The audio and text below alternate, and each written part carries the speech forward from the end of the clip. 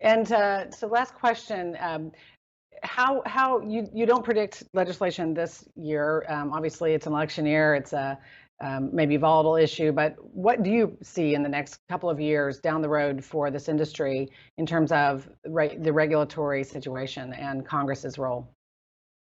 Well, I think one big question is does a cryptocurrency evolve into a legitimate payment system? To me, that's the Mm, question. I mean, I know the idea behind Bitcoin and all of the other stable coins, et cetera, is that they should be payment system. But let's face it, right? I mean, people are buying this stuff not because it's easy to spend at the local Walmart, but because largely speaking, it's an investment, right? And the trend, if you look at the price of Bitcoin, just to pick one over time, is a lot of people have made a lot of money. That will not continue forever. But I think one of the most interesting questions is will one of the stable coins get enough traction to be a legitimate medium of exchange? Because until then, this is sort of you think of these as investments more than anything else, and you maybe worry about that from a standpoint of the proverbial widows and orphans and that kind of thing. But to me, that's a really interesting question. And then the other really interesting question is,